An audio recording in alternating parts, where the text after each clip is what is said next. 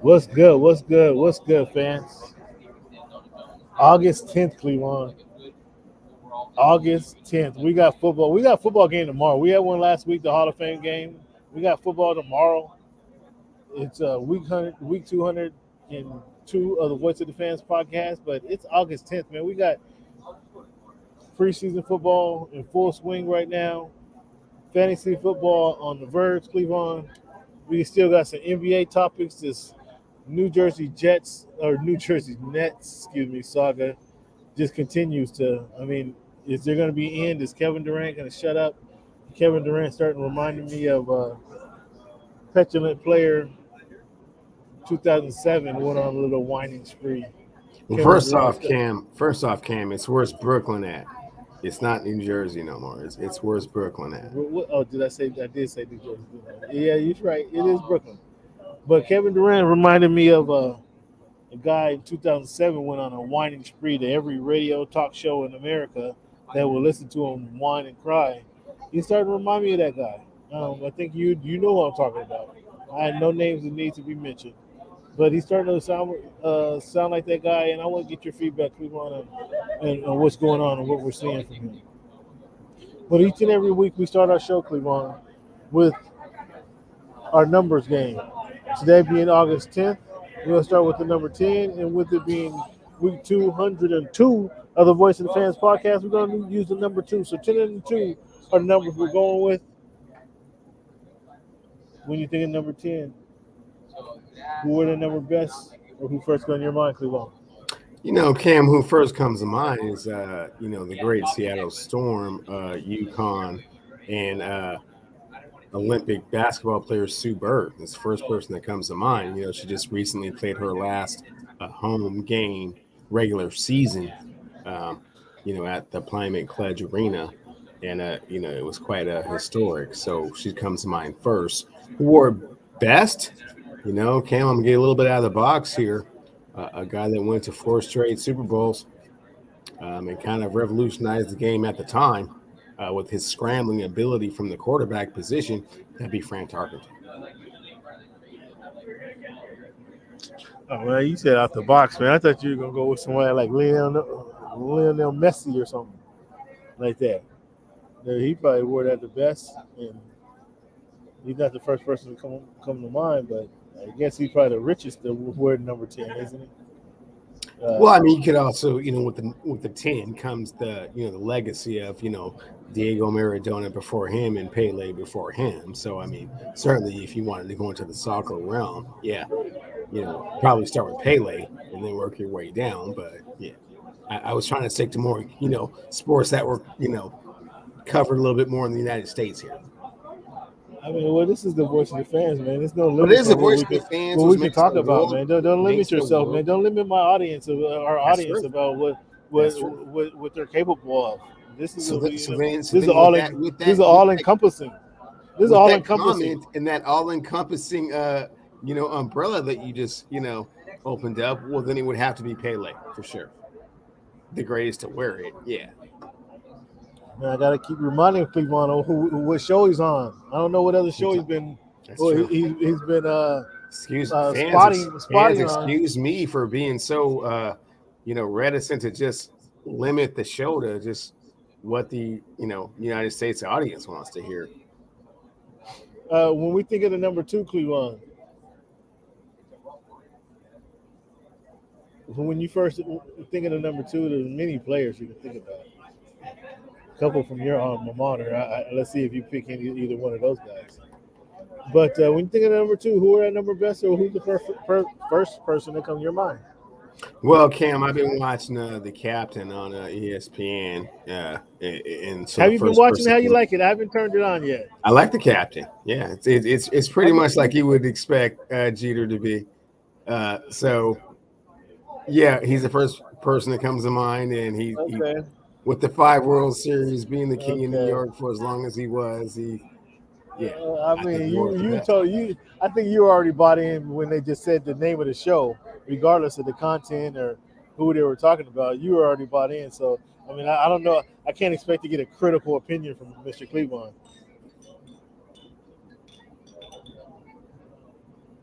I mean, I don't know. I know where you're trying to go with that, but I mean, it is the 5-time World Series champion, King of New York, Frank White, See, see what Derek I'm Jeter. saying?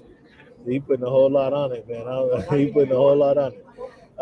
So you think it's Derek Jeter, but not neither of your alma maters, neither person from your alma mater who Nate Robinson. I think he went. Well, Nate Robinson went to UW. Where'd you go to? Green Lake, Green River U? Is that where you went? I mean, Wow. No, I graduated from the University of I Washington. mean, you didn't know you ever heard of None of Isaiah those other Thomas? schools that you aforementioned. And yes, I do realize and recognize the 3-time slam dunk champion, uh, Nate the Great Robinson, the great Jock Robinson. I realize that, but that wasn't the question. And I know how you like always try to throw the UW, I players mean, in I'm just there, saying. trying to make it like I don't recognize them, but that's not Well, what the I mean, question says. clearly you don't.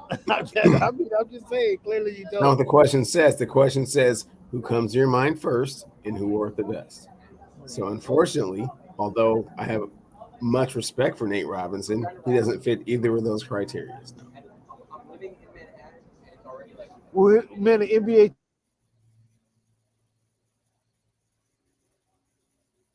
topics, the NBA, the championship, NBA finals, to the drafts. Uh, then we have summer league quickly thereafter. Now we get a little break in the lull of the season, and the gift that keeps on giving.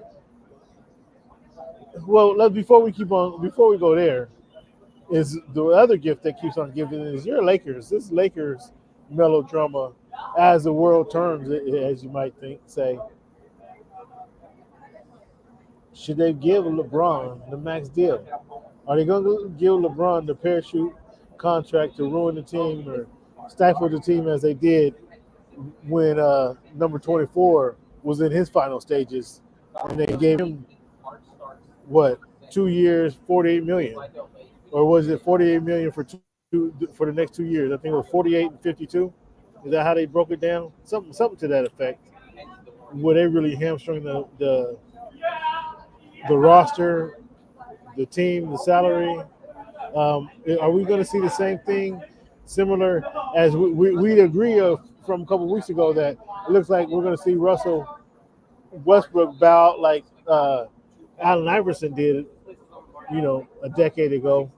Are we going to see the Lakers revisit history and overpay LeBron for the next 2 years? Yes. Oh, and you're so proud of that, aren't you? You're No, so not really. I'm not you saying. said it. You said I'm that not with saying. so much pride and conviction. Like you said, you're proud of that. It's not a pride factor, Cam. You asked the question like, what are they going to do? And yes, they're going to overpay for LeBron James.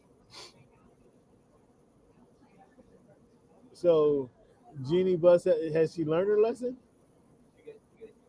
I mean, I don't know if at there was what a point lesson. I don't know if there was a lesson to be learned because the consequence would be having a Laker team without Kobe Bryant on it, and nobody wanted that.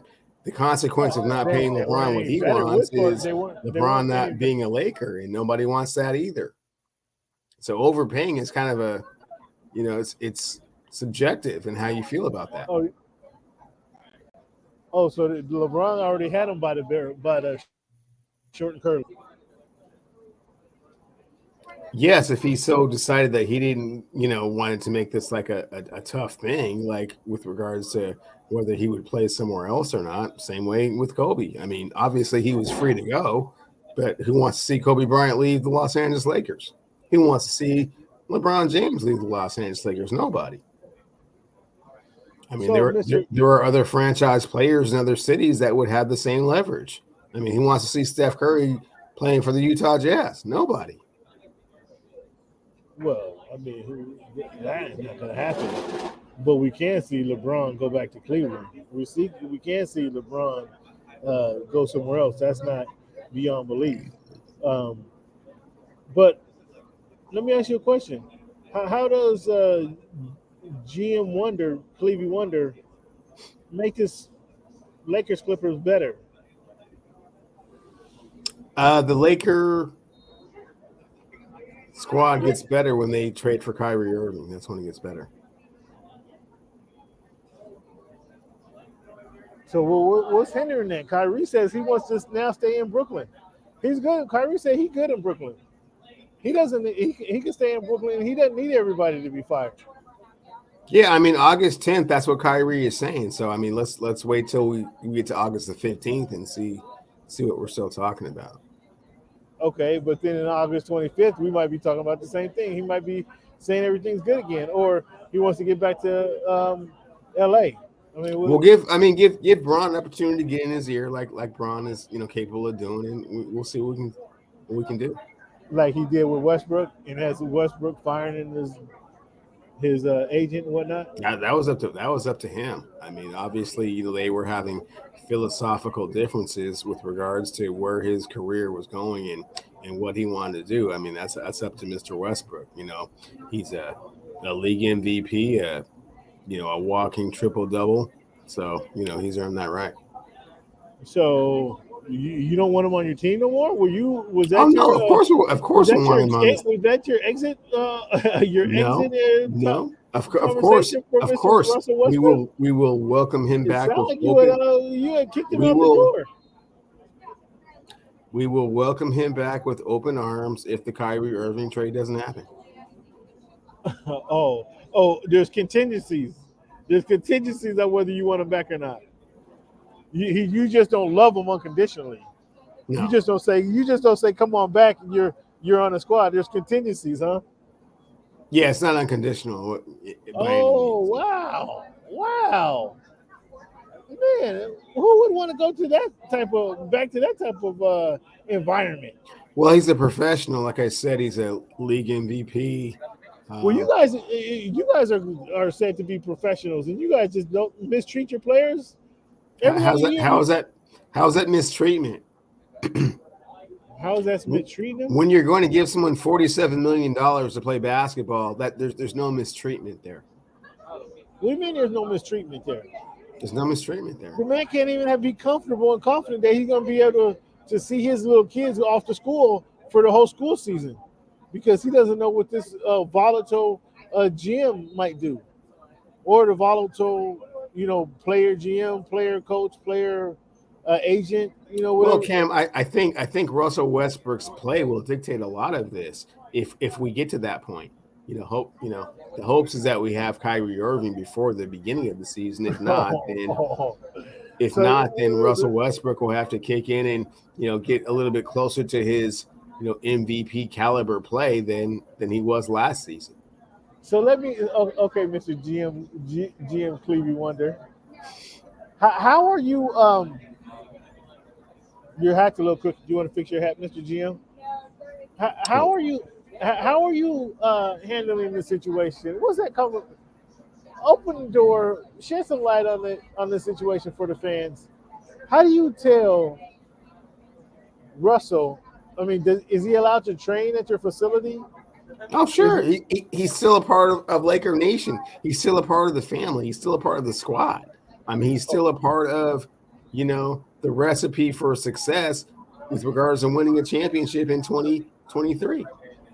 Oh, so have you communicated to him that you're fielding offers for him? He already knows that. And maybe no, I asked you, did you communicate? That's what I asked you, Mr. GM Clevie Wonder. You don't have to communicate something that player already knows. Well, I mean, to relieve anybody from any misunderstandings or no, there's no misunderstanding. He already knows that.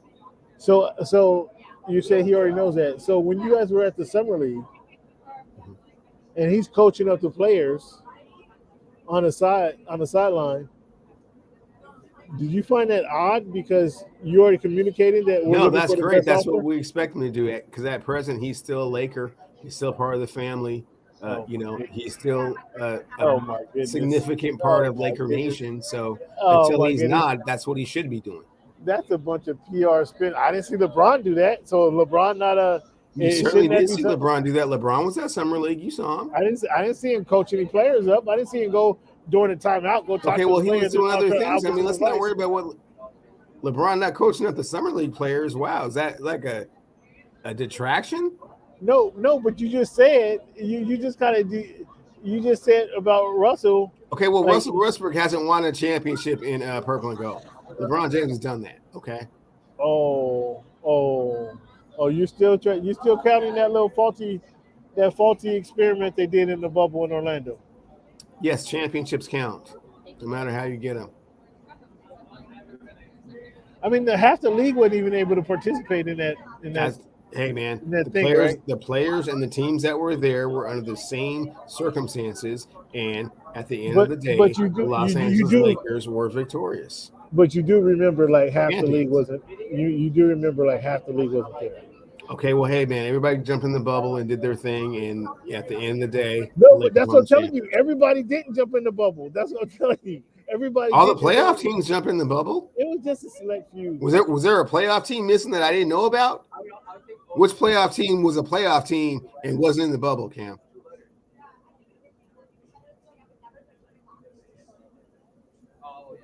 Well, If there's a playoff team that man, they were supposed to be there and didn't show up, let me know.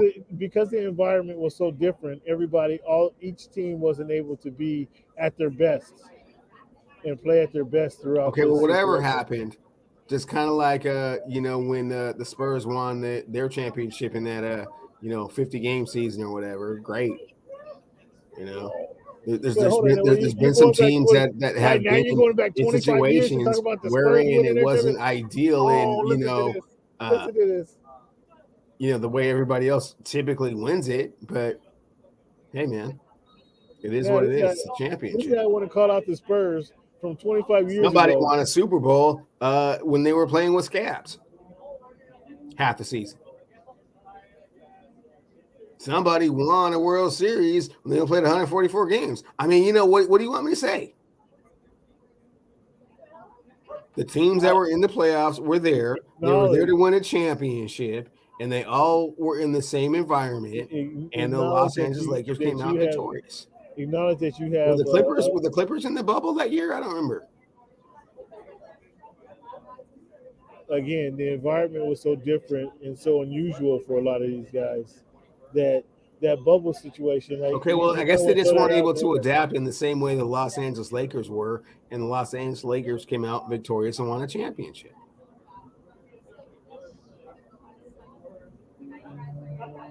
Well, you're not gonna move off that square, are you? So Russell, what do you do with Russell, man? And if he doesn't get traded, I mean, would you consider sitting him down for the season or sending him home like you did? Like Carmelo got sent home and T.O. got sent home. Would you send Russell home for the season? No.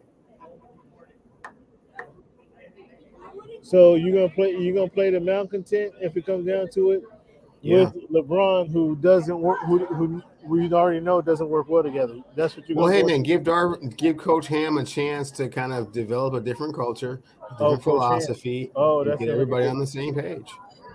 Oh, Coach Darvin Ham's gonna make a big difference. Maybe. You don't believe that yourself, Cleveland. You never heard of Darvin. Give him a chance. You haven't heard it from Darvin Ham since you played with Milwaukee Bucks. So come on. Give the man a chance to try and change the culture a little bit and try and get in Russell Westbrook's ear if he so happens to still be a Laker once the season starts, and get on the same page with everybody else, recognize the issues you had in the season past, and try and correct them going forward. Okay, man. What any other NBA topics, man? Itching you. Did you see? I caught up in Summer League. I don't know. Did you see? I caught up with Ja Morant's dad, and we talked about Ja saying he cooked Jordan. Did you see that clip? I did not see the Cook Jordan clip. I had heard that it had been somewhat misconstrued and taken out of context, so I didn't pay a whole lot of attention to it. I felt like he was just saying that he's uber competitive and doesn't think anybody can beat him if he's at the tip top of his game, and you should feel that way. So I didn't put too much credence into all that. You oh, because yeah, that's right. You don't think MJ is like the cream of the crop. You think there's somebody else better than MJ somewhere. So you didn't put any credence into the when the man says he cooked Jordan. You didn't think anything of that. Is that I what I'm think hearing? I think that he was saying that in his mind, in his alter ego, that when he goes out as a competitor, he doesn't think that anybody is better than him, and he thinks he can cook anybody on the planet, which you should if you're uber competitive and have that type of skill set. Like, yeah, I don't mind the bravado. I really don't. Let me see if I can pull this up for the fans. Let me see if I can pull this up for the fans. All right, Cleveland, let me know if you can hear this, buddy. Well, I'm pulling this up for the fans. Fans, here you go. This is John Morant, T. Morant. Can you hear that? Cleveland, Can I hear that?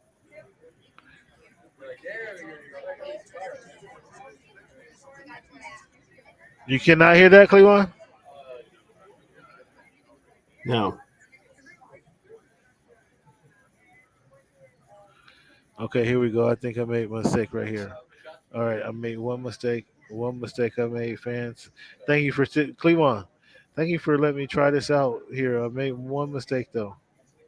One thing I didn't do is I did not share the audio, and that's why you can't hear me.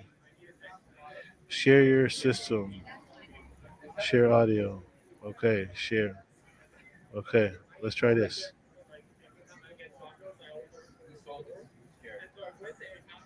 All right. Can you hear this, Cleveland? Just barely, but I can't see it.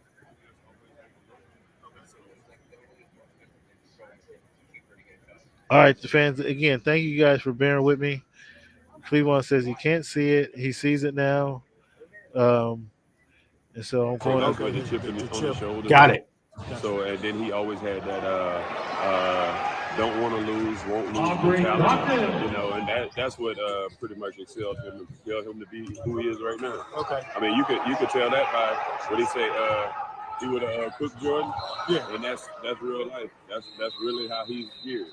Okay. Now, you're old enough Right. to have watched him take it down Right. and do it sin. Right.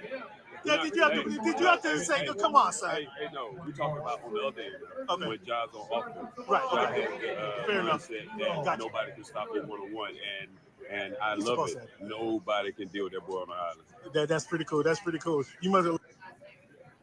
All right, there we go. Did you hear it, Cleavon? I heard it. Did you get it? You see your boy at work, boy. He echoed the same sentiments I just said. Getting exclusive He said the coverage for you exact guys. same thing I just said.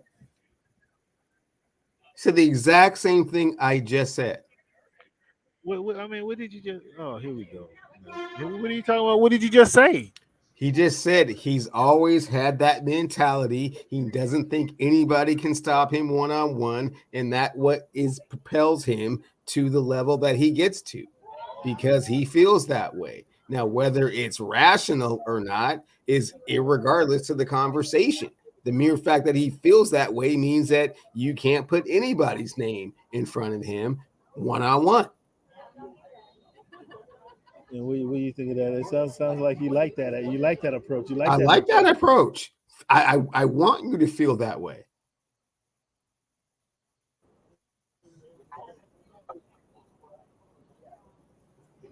Right. All right, cool. Um, what else? What other NBA topics, man, on your mind, burning your heart, man, that you need to get off your chest? I don't think really burning in my heart. There's a little bit of discord here in the 206 between a few players playing in the Jamal Crawford crossover league. What happened? It appears that DeJounte Murray and Paulo Banchero got into a little bit of Twitter beef. DeJounte thinking that Paulo has been caught up a little bit out here and a little bit too big for his britches, and a little bit on the soft side, and kind of kind of took it to him a little bit in the crossover league over the weekend. Oh, so there was a backstory to that, huh? There was, yeah, and quite a bit of it's been quite the controversy. It's been on Jalen and Jacoby, it's been on Sports Center, it's been all over the Twitter sphere. It's the first time we've really seen kind of, quote unquote beef between 206 ballers. So that was a little bit interesting. And, I didn't 100% disagree with what, Dejounte was saying. But at the same time, it's like you probably should keep that in house. He just made it very public and really tried to show out on Paulo at the crossover. So it was amazing. All right, Cleveland. Just because you just brought that up, and I find it so interesting, I'm doing this. Uh, we're gonna have another break in, fans. We have another break in for the shared screen. Okay, Cleveland. So tell me what you think of this. All right. And this is the first time I'm hearing about this, so I appreciate you for bringing this up. Um, hold on. I'm sorry.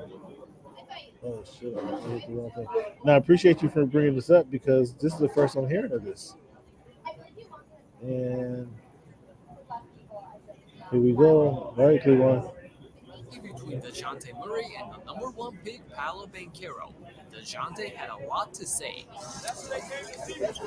Do not see the split spring. I kind of hear it. They're going at him. Oh, they're talking BS. Oh wow. You cannot hear it? Oh, I'm sorry. Here we go. All right, here we go. My bad. They're talking. I didn't see this. I didn't. Things got chippy between DeJounte Murray and the number one pick, Paolo Banchero, and DeJounte had a lot to say. That's what they came to see. Let's go. It's a man's league. He a little boy. I just said he's too young. He's too soft. He's too soft. Let me explain what happened between these two, as well as James Harden and Scotty Barnes. What up, everybody? My name is Stefan. And you didn't see the you should Two guys went at it playing wise, but Murray was definitely showing that feistiness either off by the glass, throwing the ball off at the Paolo, glass and then threw the ball. Yeah, That's you off the saw glass. in that opening sequence Oh, how he's he clowning. literally barrels into the rookie Oh, for he's no clowning. reason whatsoever, and Banchero just tapped him on the chest as if to say it's all good. All of that led to this instant viral clip. The fake, the bounce off the backboard, and the dunk. I mean, this was a phenomenal move, but you see once again And then how he afterwards- throws the ball at Paolo. And the young fella did not respond to any of this. He did, however, notice something after the game and posted this on his story. LOL, unfollowed me on the gram and everything. It must be personal, huh? That's fine. Just make sure you guard up next time and stop sending doubles, family. And before we talk about the response from Murray, first I gotta mention that from what I saw from that game, this is 100% true. The rookie got double teamed multiple times, and in some situations, it was just to take the ball out of his hands. That was interesting to see in an offseason game like this. Murray then posts That his is story crazy. saying a bunch of nothing.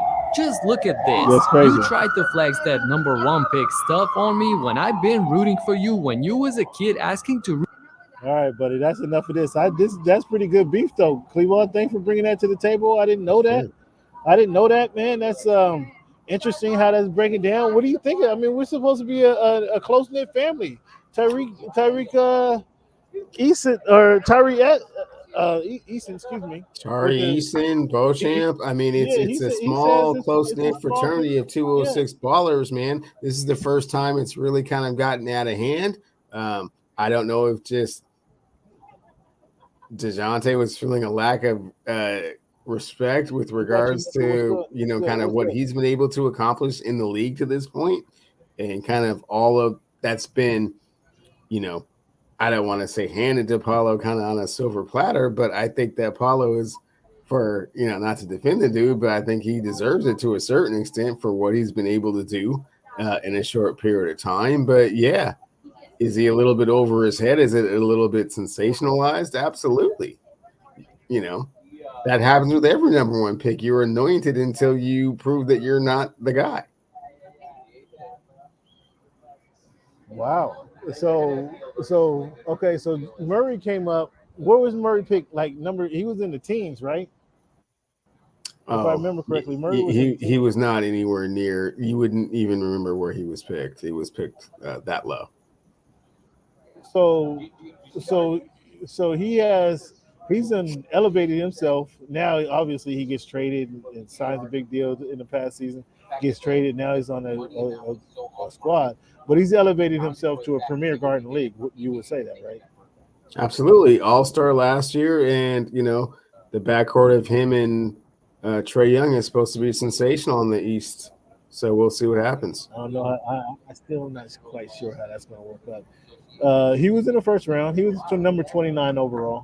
He was number 29 overall, DeJounte Murray is. So you think there might be a little animosity then? The Like veteran I'm wants to show up saying, the this is rookie? the first time in the history of kind of like the 206 ballers that this has ever really kind of boiled to the surface to a point where there's like social media back and forth, and like even in uh, pick up charity games, it's like it gets kind of serious. Like you have to prove a point. Kind of weird. I mean, and well, I found it kind of weird that also, so obviously somebody recording the video was right behind DeJounte Murray, so he was probably somebody in his clique, right? And but they all them were saying the same thing. He's too small. We told you he's too small. He's not tough enough. Um, I just 206 on 206 crime is surprising when it's such a small group and you got Yeah. clearly he has to know who it is, right? I mean, he has to know who he is, and at some point they've had to kind of be on the same court together. But Murray had something to prove in that clip that we saw, so that was pretty interesting. Uh, thanks for bringing the light to that, and we'll have to see. Keep our eyes on the Orlando Magic and Atlanta Hawks rivalry because they're going to see each other 4 times a year. That's going to be My great one to hope check as out, right? as a That 206 native, Cam, is that the Godfather, Mac Mall, Jamal Crawford is going to be able to step in and squash this, and we'll just move on. Let's not let this be a smoldering thing over the entire season. There's no need for that. Two Metro Conference players make it to the NBA. That's kind of a success story in and of itself, and let's not hate, let's congratulate. interesting. That's I hear what you're saying, but I mean we got to. This thing has legs, Cleveland. We got to It see has where this thing legs. I goes. mean, it could go sideways like really, really fast, and we'll just have to see, man. But it is a story for now. Hopefully, the story is diffused, and we can get back to just 206 ball in business.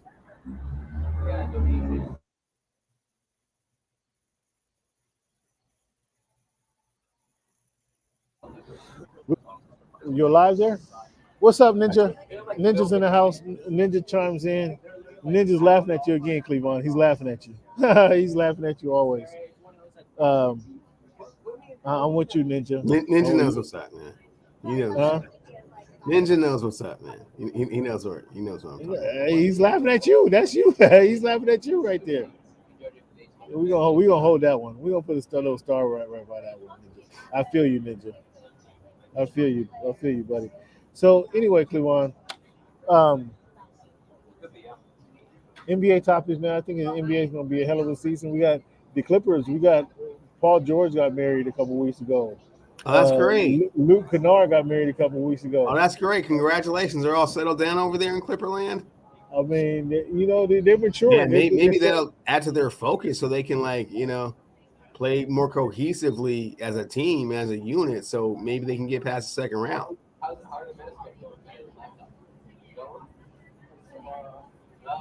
You're not gonna be happy, buddy. This season, you're not Is gonna be happy. Kawhi playing this season? There's been Kawhi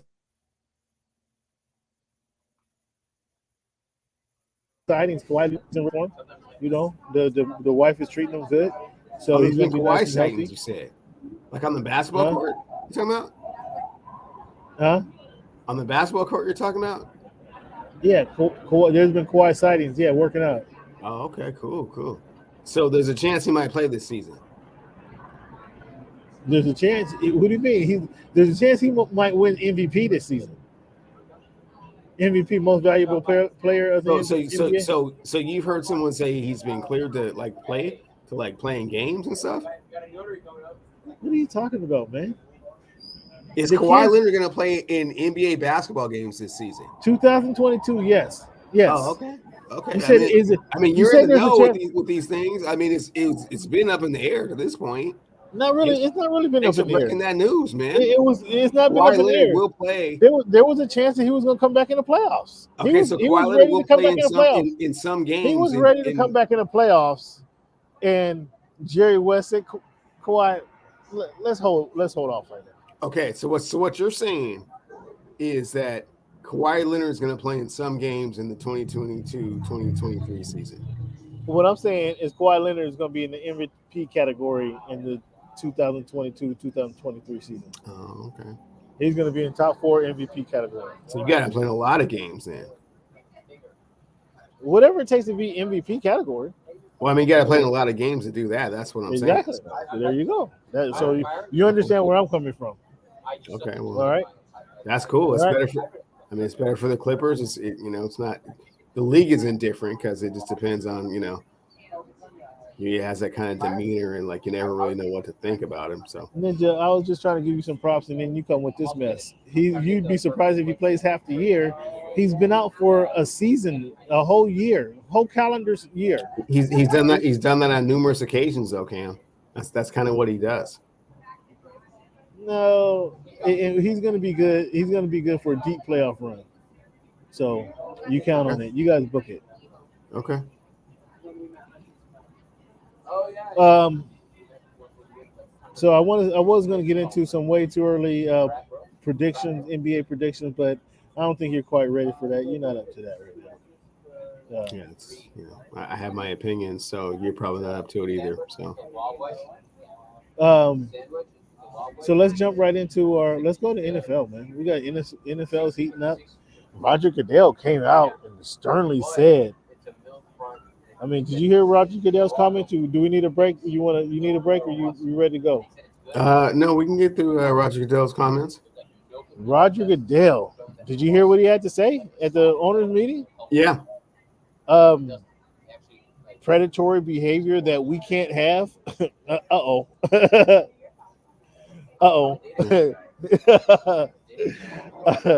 I thought he might sneak away. Deshaun thought he might sneak away with a speeding ticket in all this. Oh no. Roger was just Roger's clearly a lawyer, and he used the best 45-second sound clip he can and broke it down and says the predatory behavior is such that we can't have an NFL.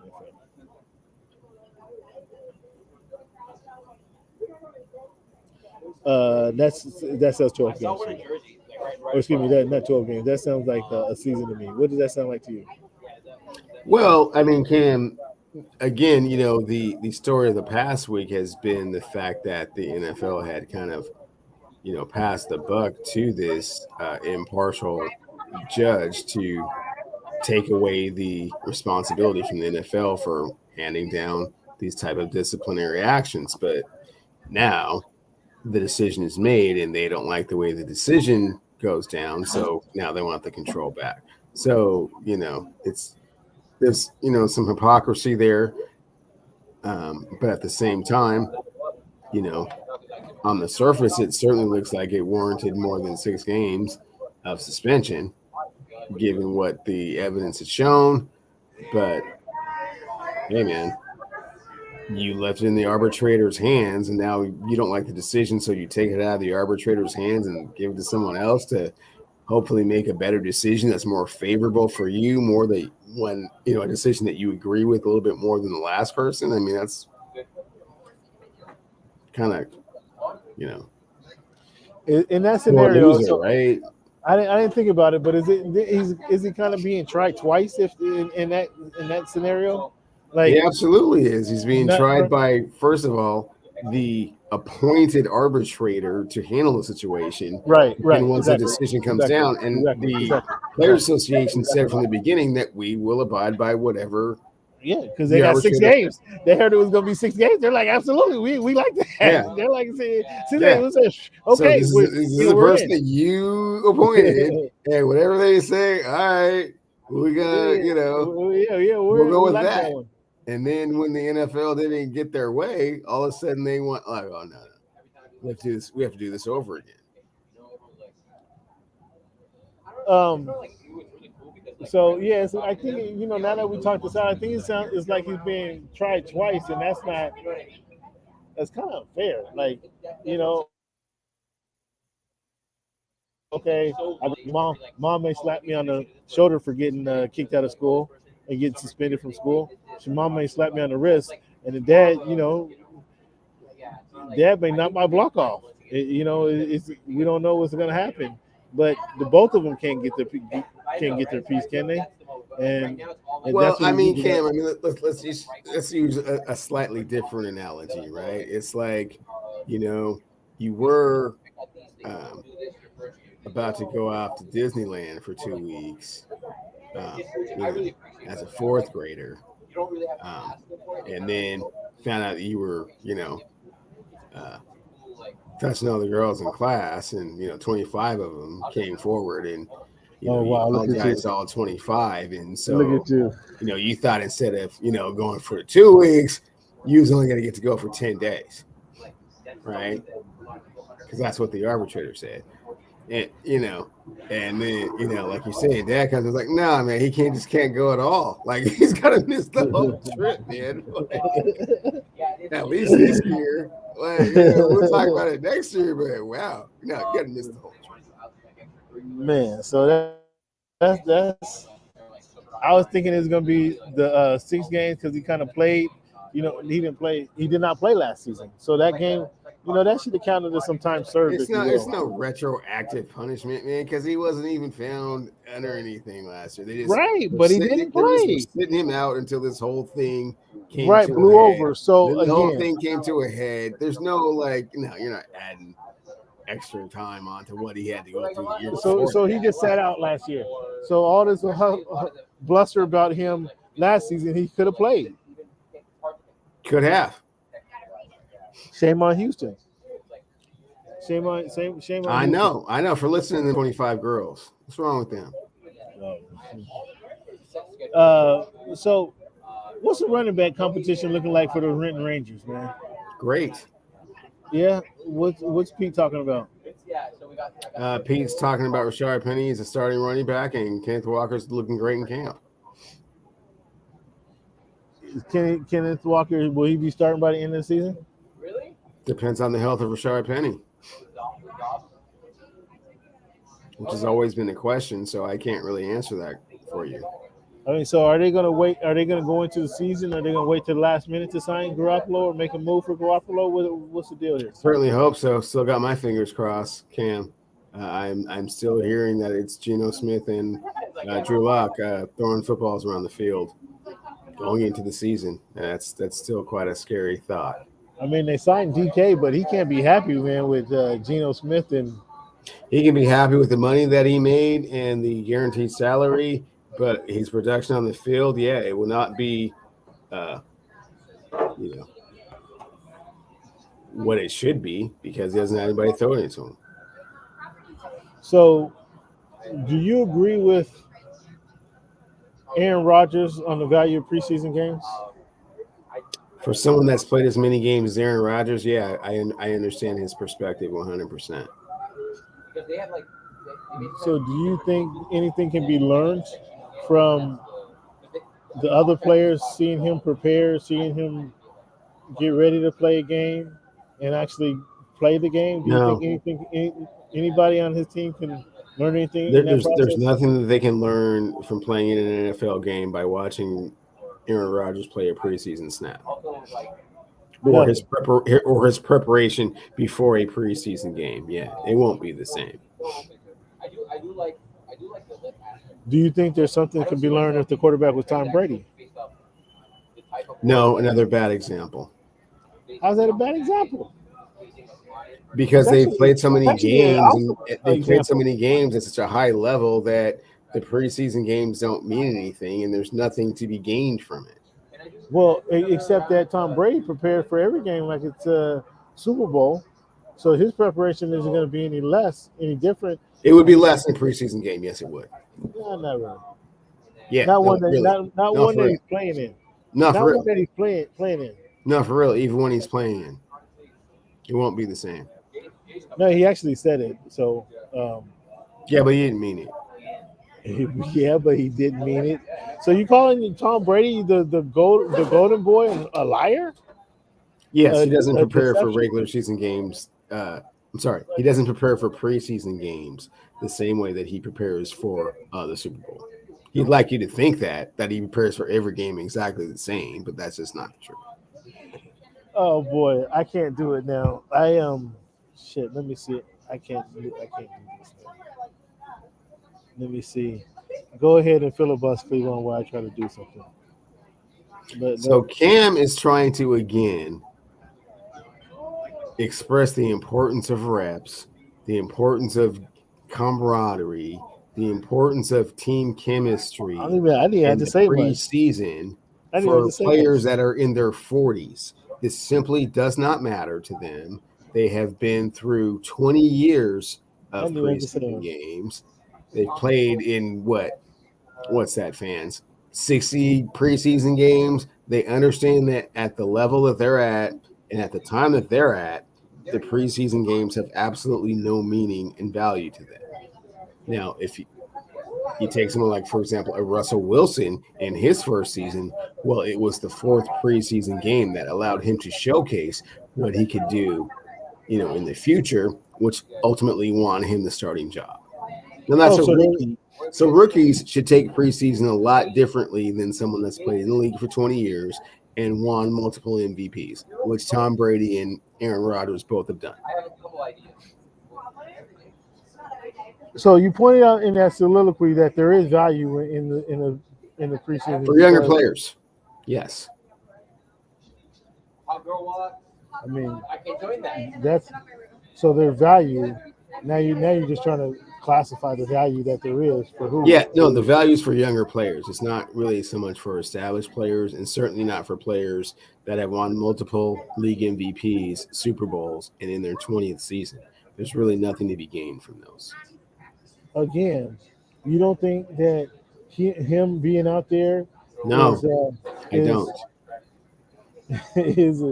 is an example of kind of what Nope. it takes to be a professional? No. You don't think him getting ready for a game is an example of professionalism to some of the younger players in the NFL and on the team? Nope. So who would they look up to? Who would you ask the young players to look up to and emulate them? If you're going to sit out your veterans and your players who have played a long time, who are you asking the guys to sit up and play? Well, Cam, for some of your younger players, you would be looking to someone that's kind of closer to their age and somewhat more peers of theirs that understand. That is the worst duel in the league, by the way, Ninja. And here's Ninja. Okay, Ninja, I'm starting to think that Ninja's it must be Ninja Steel because he's. I mean, you guys beautiful, here, I beautiful Ninja. He understands what I'm saying. I got to argue both of you guys. So yes, Kenny Pickett obviously is a rookie and needs to be out there playing. It makes a significant difference. It's game speed. It's live action. It's what? Repeat that. Is game speed is what? Live action. It's an opponent that's not your roster that you've been practicing against for 6 weeks in a row. I mean, so you're telling me there's no value. So when Aaron Rodgers loses his number one receiver, the number one receiver he's had for the last 5 years, he loses him. He's gone. There's no value in Aaron Rodgers working with his receiving core. There's no value in that. There's no value in him learning the routes of his young receiver. There's no value in that. Is that what you're telling me? There's no value in a young receiver learning how to be a professional wide receiver in an NFL with the 3-time MVP, league MVP. There's no value in that? Does that in practice every day. There's no significant difference in a preseason game. See, you know what, and I've known this now for,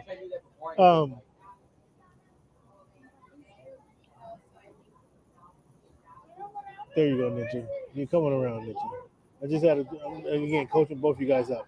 So Cleveland is the individualist fans. Just to be 100% funky with you guys. Tennis star, similar to track star. I mean, they work out on their own. There's no team involvement. There's no. I don't even think he had a team where if he was in the 12th grade, there was somebody in the 10th grade on the same team, and then maybe a veteran, somebody in the college level that they can kind of learn and work and play off each other, learn different drills. I don't know how that plays out in tennis, but in the NFL, where there's actual teammates you have and you have to play with, you do have to understand what's going on with your partner. You do need to learn the cadence of what's going on when the quarterback is. And then you're trying to jump off. Now that receiver, because he hasn't heard that for 6 weeks, he's jumping off sides. Cam, can I give you two? When the offensive lineman, or when Aaron Rodgers goes up there and he saunters up to the line and then now you got people jumping, and they're jumping off sides because they haven't heard this play call. They haven't heard this cadence before. There's a need for them. Cam, I got two quick examples for you. Okay. Walter Jones and Brett Favre. Okay. Walter Jones signed the franchise center for 3 years in a row, did not play one preseason game. Showed up a week before the thing was about to start and Pro Bowled every year. Now, the question is, doesn't he need cohesion with the rest of his offensive line so everybody knows the same calls and everybody knows what to do? No. That dude was pushing around trucks in his driveway. Yeah, I'm in shape. Yeah, I'm ready to go. Went up there, signed, and played. Okay. Wait, Brett Favre was like, man, I don't even know if I'm going to play this year. For like 4 years in a row. All right, I'm going to play. Show up. They don't miss a beat, man. At that point in their career. I'm not talking about like the guy that just, like my man is saying, Kenny Pickett. Yeah, it's way more valuable.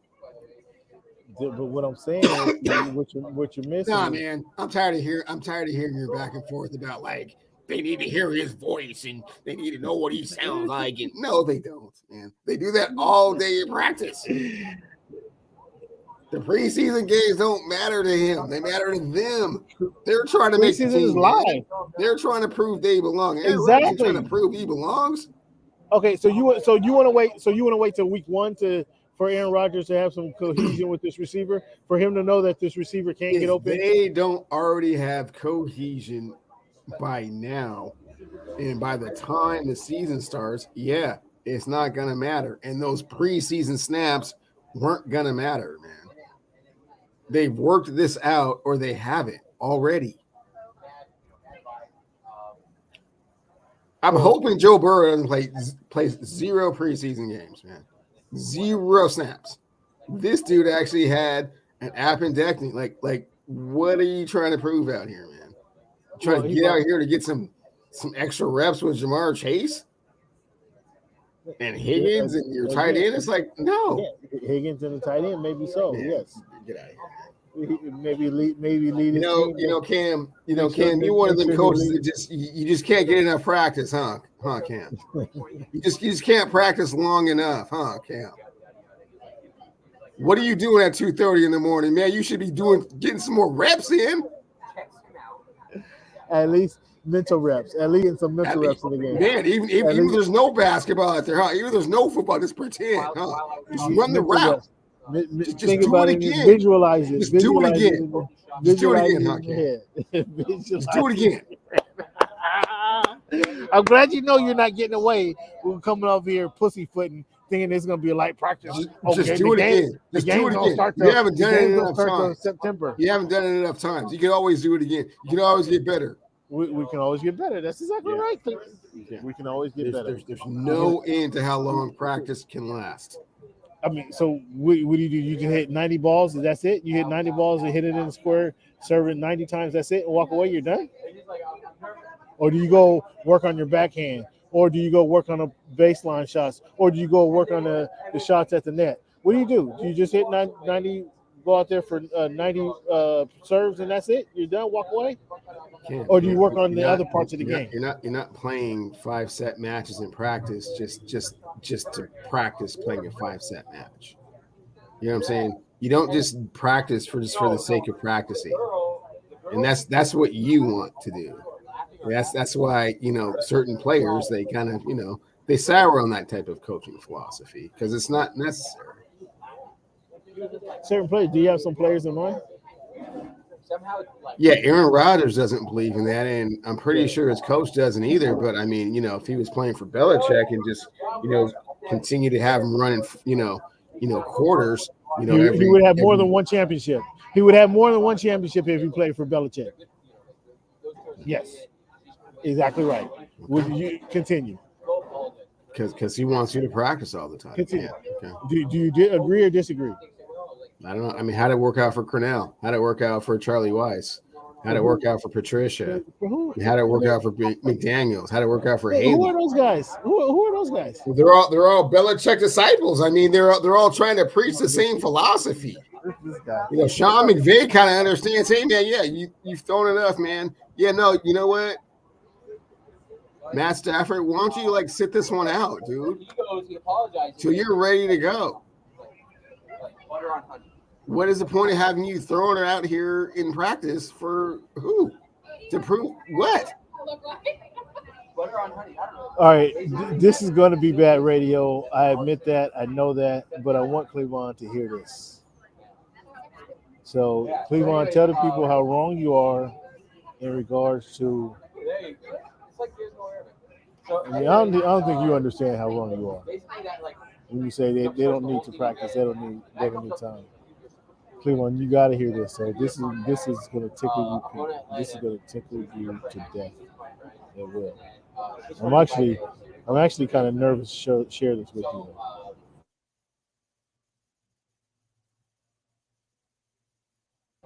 Come on. I'm actually kind of nervous to share this with you. Where's my media though? Where's my thing? I know it's fans. I know this is terrible. I like to be prepared, but this just happened earlier this morning, and we got in a conversation. It's a continuous conversation that we had about this that Cleveland just can't seem to grasp. So I'm trying to help him to understand the meaning of teamwork, the meaning of working together, the meaning of continuity, the meaning of having to come together to make something happen. I'm not sure Cleveland grasps that because he's a tennis player. And the tennis players didn't have teammates. They didn't have to rely on their partner, in the fourth quarter when things get tough. So I'm not sure Cleveland grasps that what I'm talking about. I got plenty of Lombardi quotes, man. I got Lombardi quotes. I got quotes, man. I'm a quote man. But see how when we start talking about real football, how Cleveland tenses up and he doesn't like that. He likes to talk about the fantasy football. We're going to get to your fantasy football conversation. I promise you, we're going to get to that fantasy football conversation. But yes, Ninja. Ninja asked for that. He asked about that. He asked about that. Yes, I didn't bring that up. He asked about that. Now, you and Ninja can have your little conversation. You can tell him how the Lombardi quote will tell Cleveland to get his ass up and work hard right now. Yeah, I told you I do, man. I'm ready. I'm ready for this. But what I'm trying to tell Cleveland right now is there's a soundbite, fans, and I know it's bad radio. I know I'm not prepared for this. But I'm trying to see how quickly I can get to this. and play this because I want Cleveland to hear this, and then Cleveland's going to be tickled by it. Uh-oh. Well, you can't hear that. You can't hear that, right, Cleveland? You can't. Yeah. Okay. Cool. All right. Good. That's even better.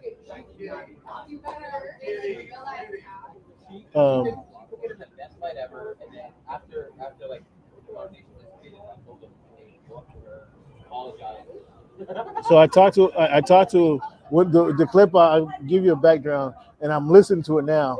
But I'll give you a background. The clip is I'm talking to a high school coach in Alabama, and we get to the conversation. I'm asking him. The whole group. I was talking to her group of friends, so it was like an integrated group of friends. We didn't know she was. We didn't know. I asked him so why this team went from 6A to 7A, and he's telling me about the players and the lineage there. But then he said something that you would love.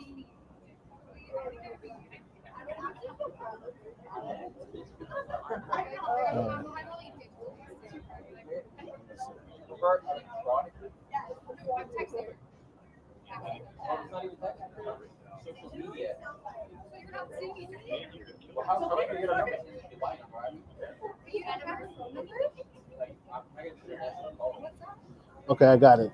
All right, I don't know how I'm gonna do this, man, but I got this sound. I don't know how I'm gonna do this. But let me try this out, fans. Let me try this out. I don't want to add him to the screen.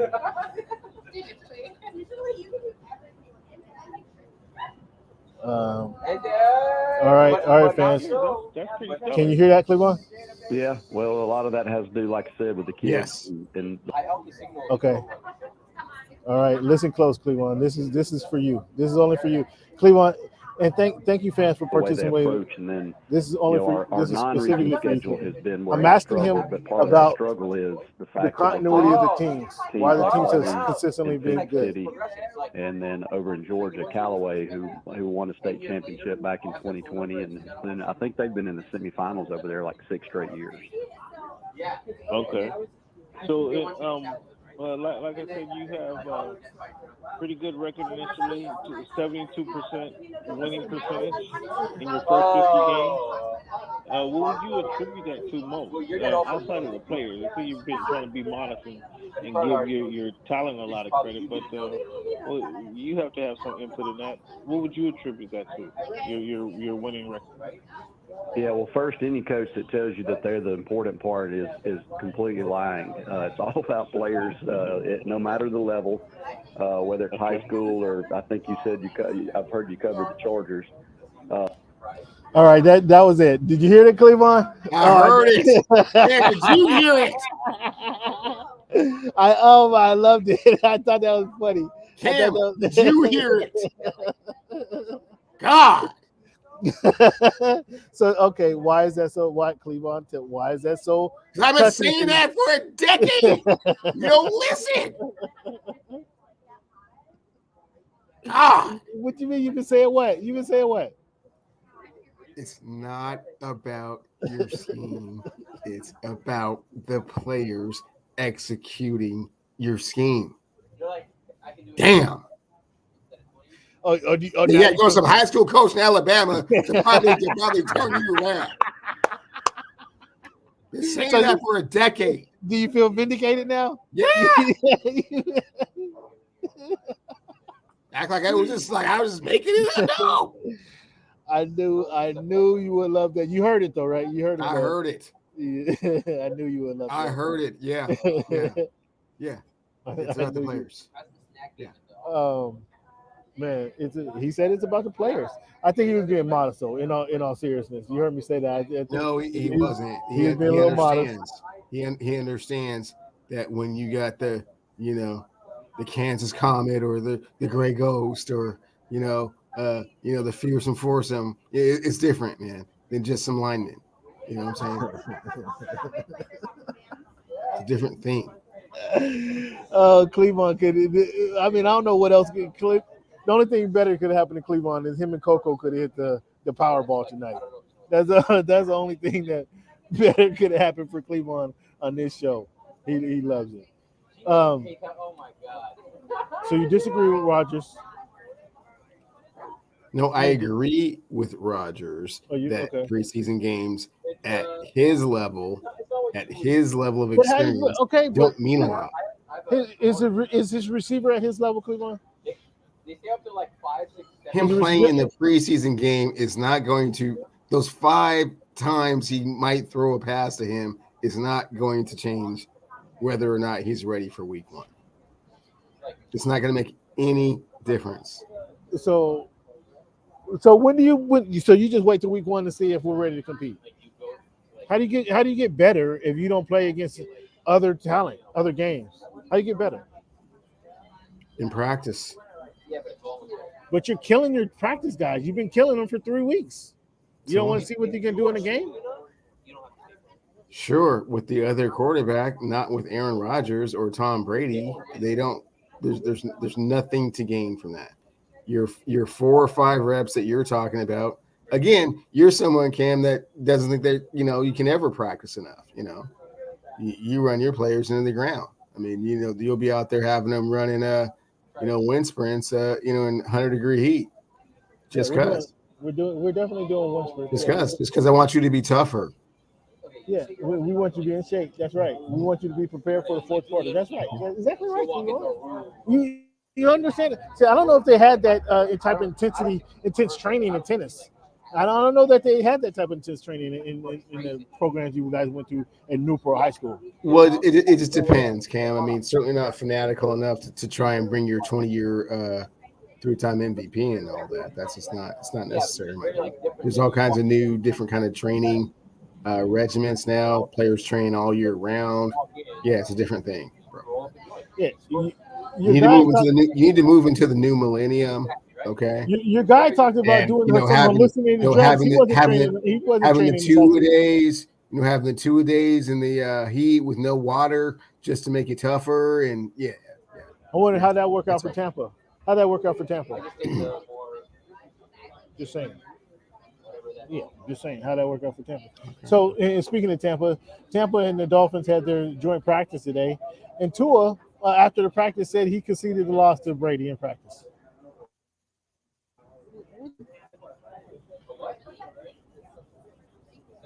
You conceding the loss? Well, I mean, Cam, it's not as bad as, hey, there's no pressure on us to win. Like it doesn't really matter, whether we win or lose. It's how we play the game. It's not that. It wasn't those type of sentiments. It's just like, okay, well, the goal got me today in practice. Got to work on some things. I like how you try to twist that up. I like how you tried to twist that up. But nobody's buying that crap, Cleveland. There's no really comparison right there. But I like how you try to bring one quarterback, the number 6 quarterback in the draft versus number 5 quarterback. I like how you try to create that divide there. There's no divide. I'm just saying it's not, it's not as disappointing as saying you don't really care if you win or lose. You just said, like I concede to the greatest quarterback of all time. It's a different thing. It's a different thing, huh? Oh my God. Well, Cleveland, now it's time. Let's do this here, buddy. It might be too early for this, but let's get this on paper right now. Now we're going to go division, and identify division winners right now. Are you ready to do that? Division winners. We're not talking about playoff winners. We're talking about Super Bowl winners. We're going division winners. It's a bit premature, but I'll put my best foot forward. A bit premature. When you want to wait? Would you want to wait till Labor Day to start making picks? Third preseason game. Yeah, that's typical. But we're barring injury, of course. We're going to look at all these. What's going down in the NFL? Okay, let's do it that way then. But I'm like, let me be a little cooler. What do you mean? What way? Is there another way you want to do it? 8 miles, rapid run. Yeah, as opposed to waiting to see what happens with regards to injury and suspensions and things of that nature. Let's just go right now and see what's going on. I'm glad you're ready to go. So in the AFC East, who you got winning the AFC East?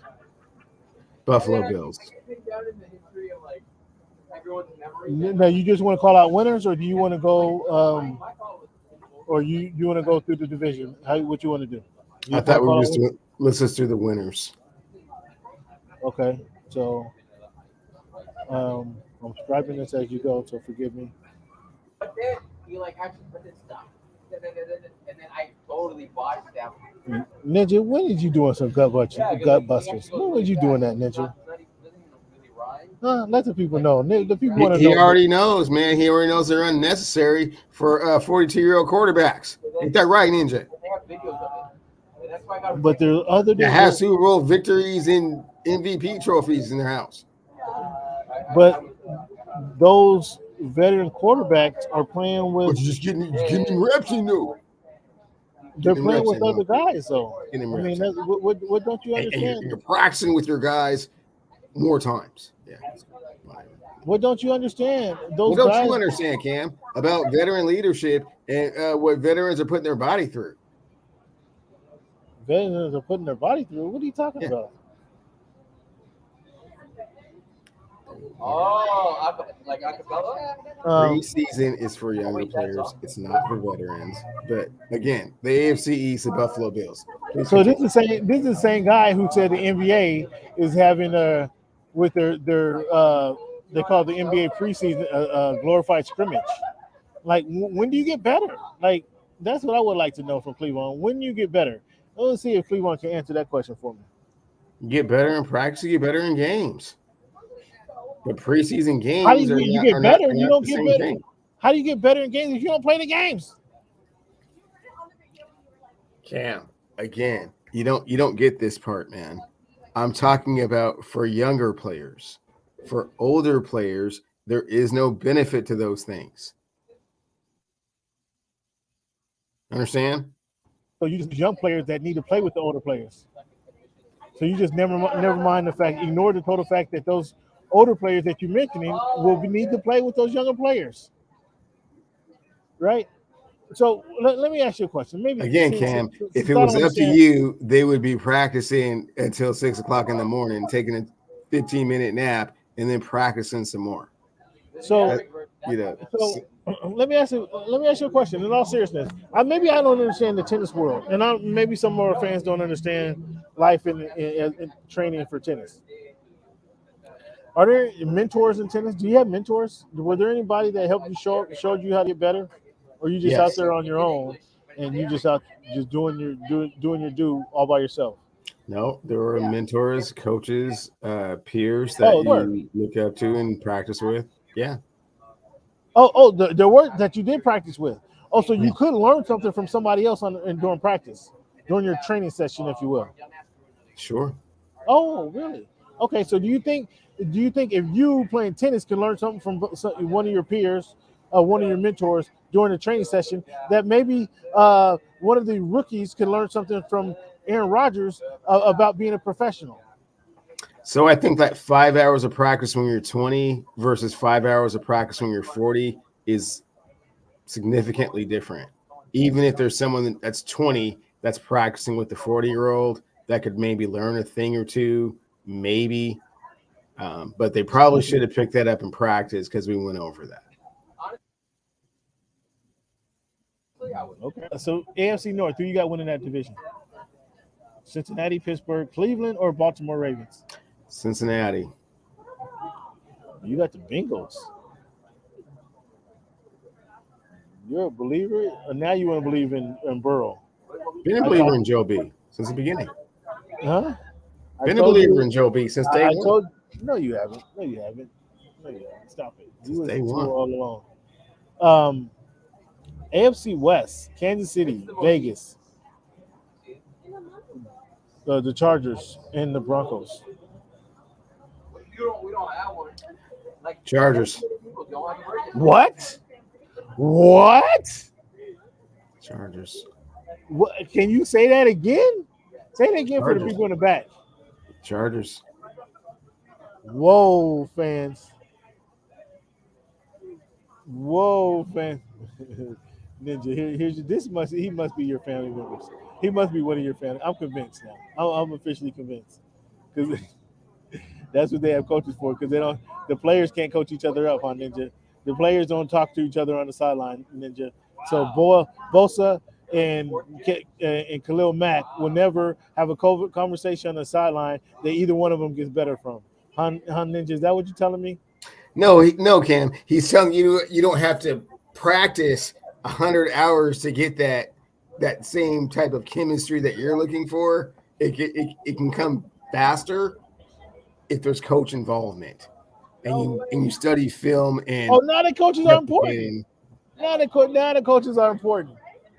You just yelled at me when I played the sound bite, and that how you were telling me it's all talent matters. Coaches have a role, and this is part of what their role is. Oh, now they got a role. Now the coaches have a role. So funny to me. Now we established the coaches have a role on the team. Okay, fair enough.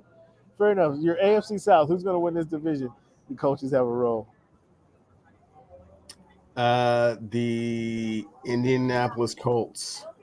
You two are too much for me. You two are too much for me. Yeah. We're on the same page. Yeah.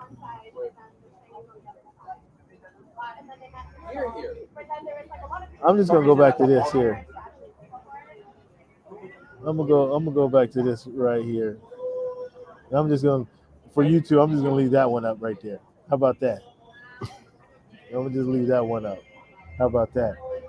So he said the Chargers and the Colts. Okay, the Colts. He been busting Brandon Staley and Herbert's ass for the last 9 months, and now he actually. I have, and fans. Here's a little bit of insight as to why I picked them. I look at their schedule. It looks like they're playing against the Pac-12. I think they should run roughshod through that. Whoa. And Russell Wilson's number one receiver went down with a torn ACL. So who went down with a torn ACL? Patrick went down. Tim Patrick. He's done for the season? I don't know that Patrick was going to take him. Led the team in touchdowns last year. I don't know that he was going to take him to the. Led the team in touchdowns last year. So your leading touchdown maker is gone. With what, 6 or 7? I think it was more like 10, 11, but okay. Come on. We're not talking about your guy from the Steelers, like 15 or 16. I know we're not talking about that. Okay, well, it was a combination of the schedule and, the other teams having some injury issues. Oh, so you got them winning by default. It's like not outright winning, not outright kind of being better. And if they don't win this division, Cam, oh man, I don't want to hear nothing about them. Oh, he got them winning by default.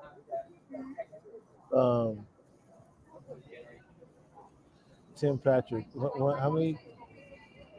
Again, 5 TDs last season. 5. Exactly what I thought. Exactly what I thought. Non-factor. But I don't have them. I don't have them being. I have them 4th in the division. So when you look at AFC West, who you got? AFC West, Chargers. NFC West. NFC West. NFC West, I have the Los Angeles Rams. NFC South. NFC South, I have the Tampa Bay Buccaneers. You got the Bucs. NFC North. NFC North, I have the Green Bay Packers. The Pack doing it again. So you're not moved by the Lions and you're not moved by the Lions and Hard Knocks. NFC East. Dallas Cowboys. You got the Cowboys winning. Well, I disagree with you.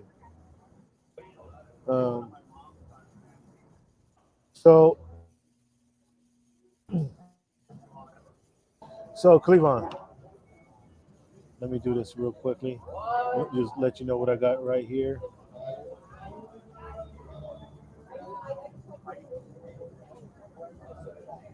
And this is CW Clevie Wonder. That's your picks, and then my picks are going to go right underneath there. Winning the AFC West, I got the Chiefs winning the division still. I think the Chiefs are still going to win that division. NFC West, I got the Rams. Yeah, I think that's pretty easy. That division is pretty. Even though they play each other tough, it's a pretty sorry division actually. NFC South, another sorry division. By default, the Bucks do win that division because nobody's in that division. I don't think the Saints can contend with them. I don't think the Saints can contend. NFC North, Green Bay, Minnesota, Chicago, Detroit. It's going to be the Packers. I have to agree with you. I don't see much movement from there in that division. NFC East, I got the Eagles winning that division. I'm not sure what you see in the Cowboys. I got the Eagles winning that division. Okay.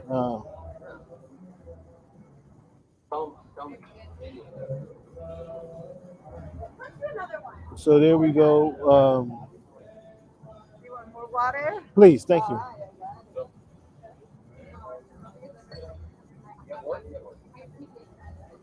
So that's how that shakes out, and we'll do winners later. As far as the AFC South, jeez, I don't have no faith in Tennessee. You know why? Houston ain't gonna do nothing. Jacksonville ain't gonna do nothing. The Colts, kind of by default. Cleveland, that was a good pick. Colts by default in that one. The Bengals are the Bengals better than the Ravens? When you think Cincinnati Bengals, Baltimore Ravens, are the Bengals better because of the quarterback? Yeah.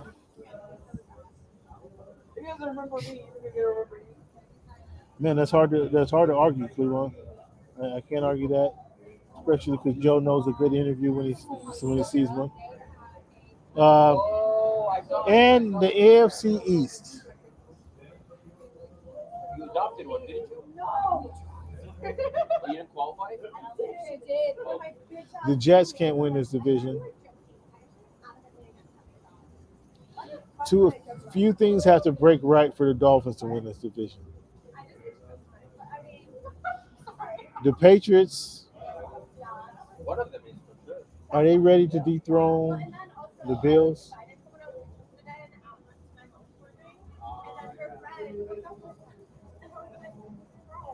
I think that's Baltimore over Cincinnati? I want to go Baltimore, but as I said, I mean, it just came down to the Burrow's a better quarterback than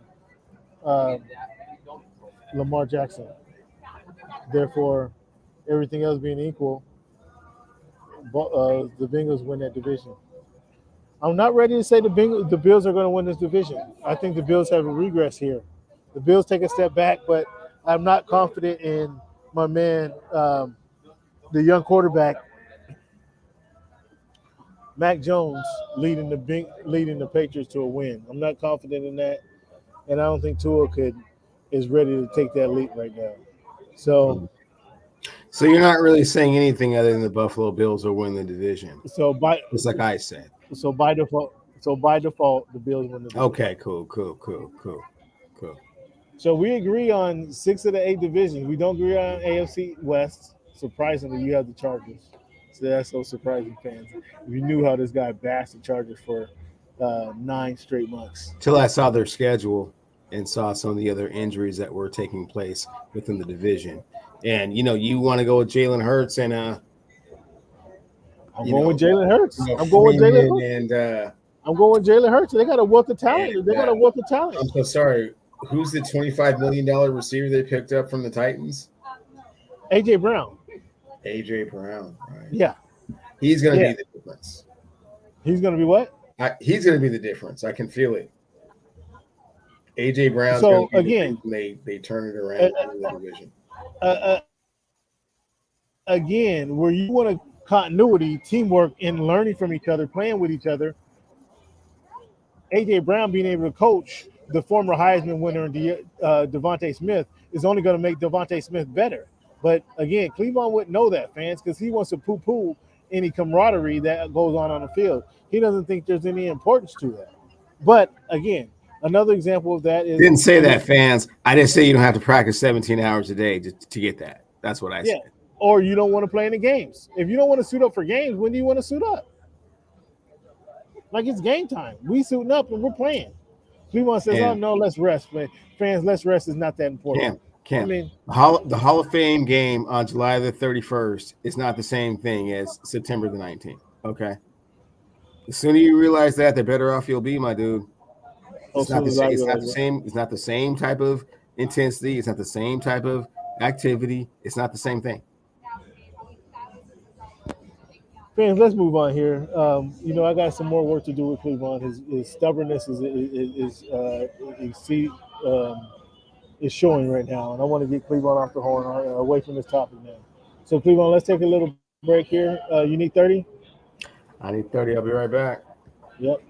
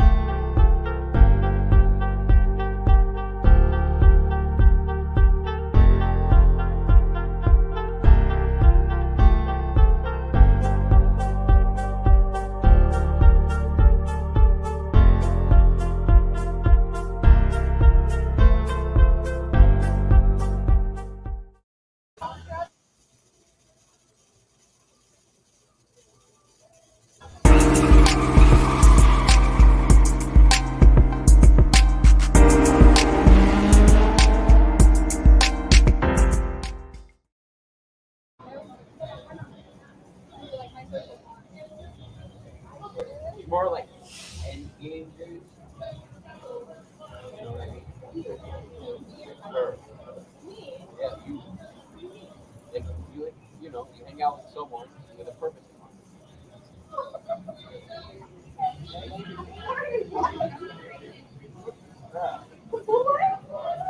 You just said it. You're like, three is the ideal number. Three on deck. I guess I'm hanging out with them for a purpose.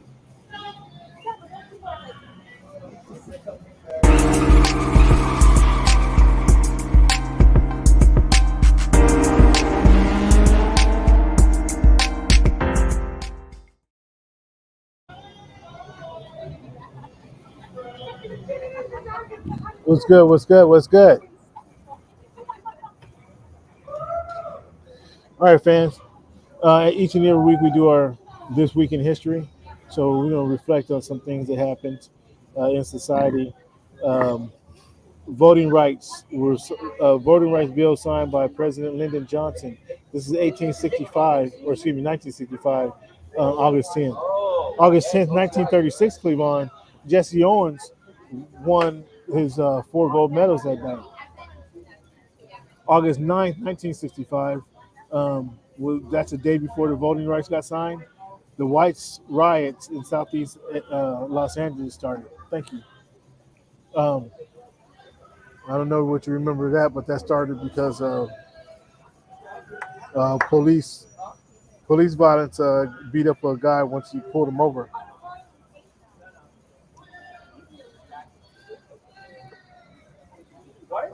Excuse me, man. In 1922, dedication of Frederick Douglass's home in Washington, D.C. as a national shrine declaration was signed. Back in 1922, make his home a national shrine.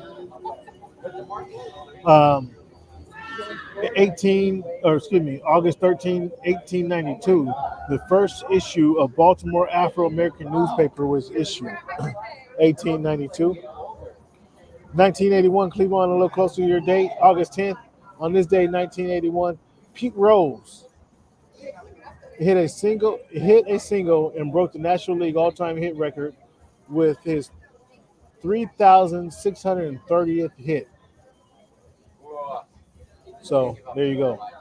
This week in history.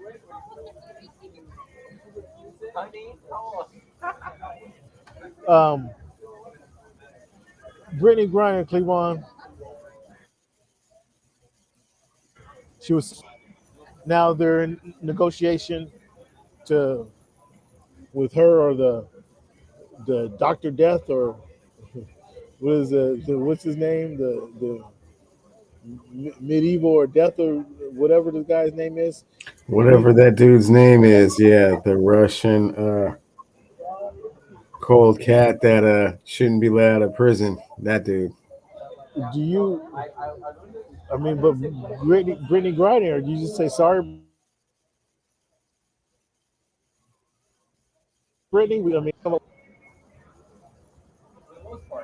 No, that's the price you pay. yeah, you say go ahead and send it. When do you bring Brittany home for Thanksgiving? Is that when you do this? How long do you No, go? man, it's not a Disney movie, man. You bring her home as soon as you can. It doesn't have to be like a holiday, man. It can just be like a random day. You just get her out of Russia. Speaking of tennis, uh, possibly the largest star in tennis, possibly ever, it says she's going to retire after the U.S. Open. So, what's your thoughts on Serena? I see you need a moment, man. You need a moment to wipe a tear away from your eye. What do you think about Serena? No, we knew this time was coming. Unfortunately, her body is betraying her a little bit, and she's getting a little older in age, and competition is such that it's going to be more and more difficult for her to win. So I think her timing is excellent. It's a good How time can you to say? How can you exercise say? well. I know you're using a phrase that you've heard 1,000 times, but you can't say the body is betraying her when the body led her to 23 Grand Slam titles. I mean, most people would like to fail up to 23 uh, pro tennis titles, wouldn't they? Certainly, Cameron. What I'm saying is that at 38 years old and in 2022, she has injuries that she's never had before and won't be able to play a meaningful schedule ever again. Um, what do you think about the Big Ten media deal? First of all, where's the pack? Where's the Huskies in this deal? In this whole Pac-12, are they staying in the Pac-8? Is it going to be the Pac-8? They're in They're limbo. The musical chairs have kind of come to a screeching halt, and there's no open spaces. I have no idea what the future of the University of Washington holds. so they might be in the Big Sky for all we know. Couldn't even begin to speculate. Maybe some of those Big Sky teams have to merge. No idea. I mean, as a alum, I use that comment loosely. I mean, what do you think of this Pac-10? How do you feel about this? Obviously, this is Well, I something that mean, could when be you an see LA and USC jumped, um, the next two teams that wanted to jump were UW and Oregon. Big Ten said, "Hey, let's wait and see what's going to happen." we're good. We're good. And then they brought Oregon, quite possibly Dame, but UW was kind of left out in the cold on that one. Wow. So, so the Huskies is going to be all by themselves up in the Northwest in the Pac-6, the big dogs in the Pac-6. Theoretically, there's still 9 teams that remain in the Pac-12. You would just have to get 3 additional teams. San Diego State. Man, not ready to really talk about like what those other alternatives would be just yet. UNLV. I mean, that's all you got. Is UNLV. You want somebody in LA? You're gonna bring in Pepperdine. Potential Boise State. Potential. Yeah, I don't know. You Pepperdine. You're gonna have to do something here in LA. I Might mean, have to be a Fresno State type. We're not sure. I'm not the Pac-10 commissioner, so I can only speculate so far. Was at the Pac-10 media day a couple weekends ago. It feels like a couple weekends ago. When was it? Was that last week? No, it wasn't last week. It was a couple weekends ago. And he was pretty confident that there's life at the end of this tunnel here. We'll see how things transpire. But the Big Ten gets a hell of a deal. They signed Fox is already their national provider, their big time provider. But then the deal with CBS and NBC kind of so they get coverage all throughout the day, early morning with Fox, midday with NBC, and then late with CBS. So that gives them a lot of flexibility. The Big Ten is going to be huge now. We'll see. Oh, so there's some saltiness there. There's some saltiness there. So.